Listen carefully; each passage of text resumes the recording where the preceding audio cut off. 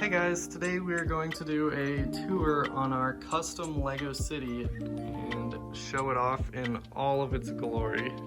While I go through this, if you guys have any questions, concerns, complaints about the city layout, please comment down below. I'd be happy to make improvements. I want this to be as nice as it can possibly be. To start off the tour, I'll probably just go down this line of modulars and then down the back side of the table, and then we'll work our way towards the front, showing off all of this cool stuff.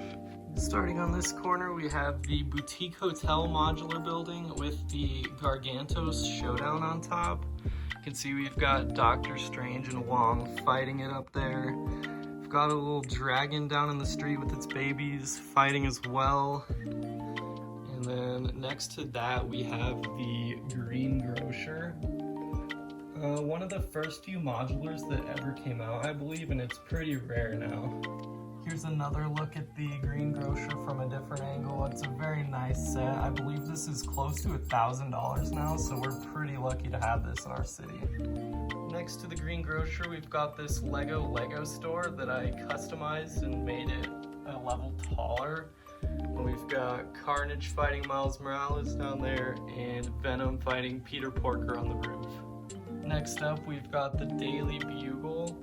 It's a great build, pretty tall next to all of our other buildings. I love the sign on the top, as well as all the minifigures it comes with. And then on the corner back there, we have the Boutique Hotel alternate build. I believe it is called the Fine Art Cafe, and we bought the instructions for that on Rebrickable. Got some construction over there by that, so nobody can drive down there. And then on this corner, we have the bookstore modular with a little fight going on top. We got Wanda, Bucky, and Spider-Man trying to take down this chopper. Next to that, we've got the assembly square. We got this recently, and it is one of my favorite modulars that we have in our city. I believe it's retiring at the end of the year, so you might want to pick this up if you don't have it already. Next up on the block, we've got the Jazz Club right here. It came out January of this year, and I am a huge fan of this one as well. I love the colors on it, and on the roof of that, we have a SHIELD fighter jet and Iron Man also fighting the people over there. Built into the Jazz Club, we have a little pizza store on the side with that chef. I'm a huge pizza fan, so I love this part of the build as well. And then towards the edge of our block, we have the second half of the bookshop right there with the new Captain America on top. And then on the corner, we have the police station with Batman on top and the bat signal. And then down here, there's a friendly face working the newsstand. In front of those modulars, we have this Lunar New Year set. I'm honestly not sure what the name is, but we put it on a couple base plates and then added some custom builds onto it. We added this little snowman right here, as well as this snow fort and this guy hitting the meanest fadeaway of all time. If you look closely over here, you can see Snow Batman ready to hit the slide, and Mr. Freeze is in a solid ice chunk. Across the street from that, we've got a park entrance. This tennis player got his ball stuck up on the stoplight, which is pretty unfortunate for him. The Creator Street sign, and then we have a little dog park that leads into a playground. Here it is from another angle. You can see we have a bunch of dogs in there with their bones. We have a bird bath, guy on a bench, this guy flying off a ramp in his bathtub with wheels. And then we have a parking lot over here on the very edge. Right next to the parking lot, you can see there's a very heated soccer match going on. Loki just shoved Thor to the ground and he's got a red card. Then we got Tony Stark ready to kick a goal. This tan section of the parking lot isn't complete yet. We plan to have a huge scene with Sandman busting up out of the ground, and then some cops that we're training out here are gonna be all surprised. So that's still a work in progress. Here you can see the entrance into the park from the dog park, a little sand play area over there, swing set, some more playground equipment, and some monkey bars that are not very safe. Here's another angle of the playground. You can sort of see the swings better. Aquaman just face planted.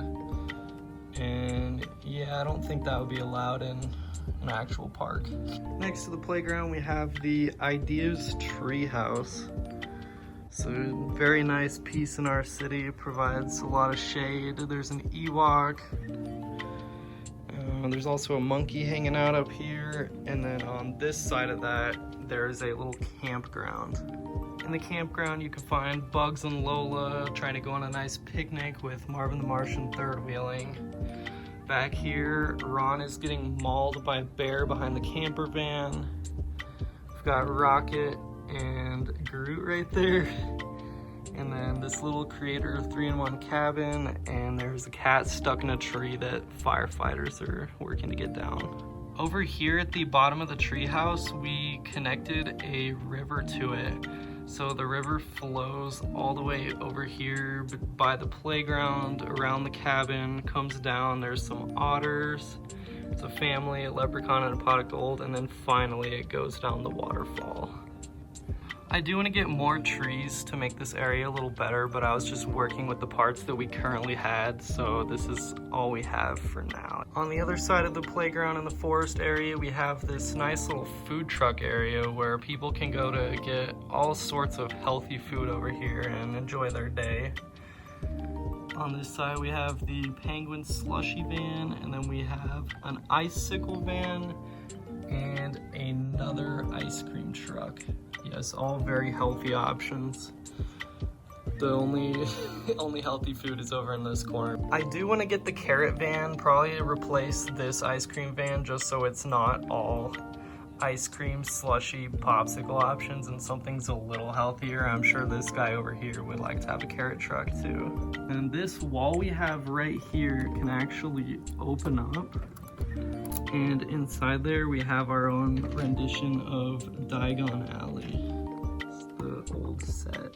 You can see we have Ollivanders, Gringotts, and Borgin and Birds.